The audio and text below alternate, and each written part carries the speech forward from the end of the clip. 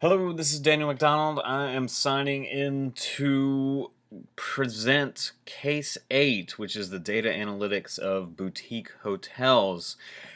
For this case study, we are returning to the city of brotherly love, Philadelphia, to look at small boutique hotels, not to be mistaken with bed and breakfasts.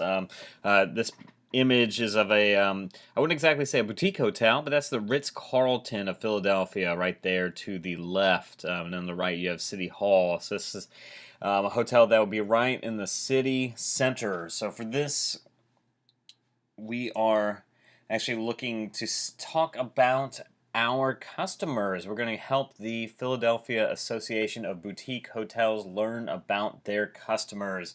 And to do that, we're going to be looking at different attributes of our customers. We're looking at gender, location, time of year, whether they're looking for pet-friendly hotel rooms, and whether or not they're wanting to have smoking or smoke-free rooms. To determine this information, we created pivot tables, and then we turned those tables into different charts to see if we could find any trend lines.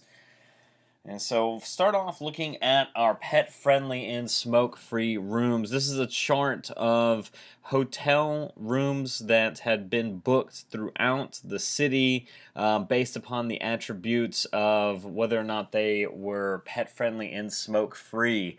Looking here, it looks like our city center is a hotbed of these pet-friendly and smoke-free rooms. Market East, that will be actually the center of Center City, and going out towards, I guess, Penn Landing and the Pier, going over there towards New Jersey. If you look over at other areas, Rittenhouse Square, that's one of the trendy areas in the downtown Center City area. It's got one of the big squares there, and Avenue of the Arts, another big one that's just south of the City Hall area. Alfred's Alley, that is in the Old City section. So these folks are looking for pet-friendly and smoke-free rooms. Let's look at our gender and where they are coming from. This looks at our guests from North America, and then dividing them up by gender distribution. As you can see, the majority of our North American customers are from the United States, and it is skewing greater in female than male from the United States. We will switch it up, and we have more Canadian males coming than Canadian females. And so, our North American, United States resident women enjoy the convenience of the Center City, especially that trendy boutique hotel. It doesn't appeal too much to Canadian women,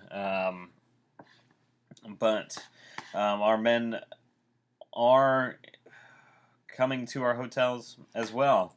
The next thing we looked at, jumped to there, was utilization by month, quarter, and year. Looking at these three graphs, I wanted to present them on the same slide so that we could try to look at them and figure out what we're looking at, seeing if there are any trends. Our first is by month, and as you can see, August and January are our top months. I guess that would be right after the Christmas and New Year holidays, and then perhaps in mid-summer for those northern school kids who are getting out much later in the school year than we are in the South. Those numbers jumped up for our quarters. But, really, when you look at the scales that we're talking about here, it's actually fairly steady throughout the entire year.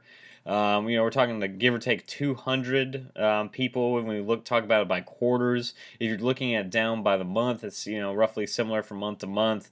And although we are seeing a little bit of declining customership as we look at it in the years over in the lower right-hand corner, it's still remaining fairly steady, especially considering the introduction of new product on the market with the room sharing services like Airbnb and others. So right now it seems like we have carved out a good niche in our market and are maintaining that fairly steadily. So that is my presentation for the data analysis of boutique hotel reservations for Case 8. This is DMcDonald signing off.